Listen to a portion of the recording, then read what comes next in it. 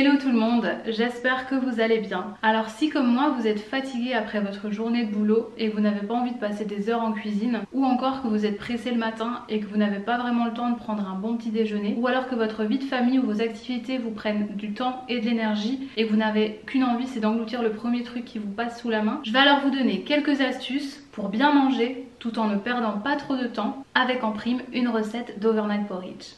Pour la recette du porridge, prenez une jarre et vous allez avoir besoin de 40 à 50 g de flocons d'avoine, d'une cuillère à soupe de graines de chia, de 2 dattes, d'une cup de lait végétal. Évidemment, cette recette est adaptée selon vos goûts et vos envies. Vous mélangez et vous mettez au frigo toute la nuit. Le lendemain matin, vous avez 3 solutions, de la plus rapide à la plus longue. Premièrement, si vraiment vous voulez gagner un temps précieux le matin, vous prenez la jarre avec vous et vous la prenez pour prendre votre petit déjeuner au boulot. Deuxième solution, si vous avez un petit peu de temps mais pas trop, vous pouvez verser votre porridge dans un bol, y ajouter 2 ou 3 toppings et en 5 minutes, vous avez mangé. Troisième solution, si vous avez le temps et l'envie de prendre un bon petit déjeuner au calme, vous versez alors votre porridge dans un bol, vous le passez au micro-ondes quelques minutes et vous y ajoutez 2 ou 3 toppings.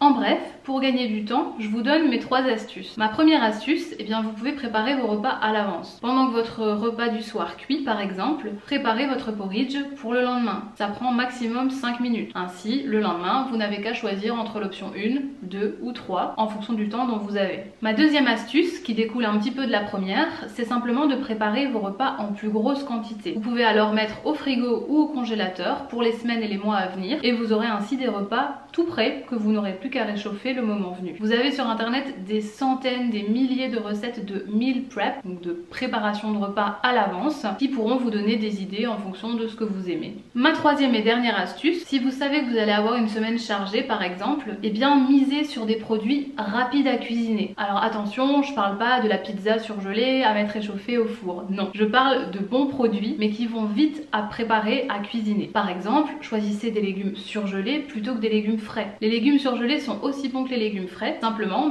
vous n'aurez pas à les laver, à les éplucher, ni à les découper. Tout sera déjà fait, vous n'aurez plus qu'à les cuire. Préférez aussi par exemple une cuisson au four plutôt qu'à la poêle. Vous n'avez ainsi alors pas à surveiller la cuisson de vos aliments. Vous mettez par exemple vos pommes de terre au four, vous les mettez à cuire 30 minutes et dès qu'elles sont cuites, vous les sortez, vous les ouvrez et vous n'avez plus qu'à les déguster. Il y a vraiment des centaines d'astuces pour gagner du temps tout en continuant à bien manger, mais pour moi c'est vraiment les 3 astuces principales et celles que je mets vraiment en pratique au quotidien. Si vous en avez d'autres, n'hésitez pas à les partager en dessous de cette vidéo. J'espère que ça vous aura plu. Moi je vous retrouve très vite dans une prochaine vidéo. Ciao!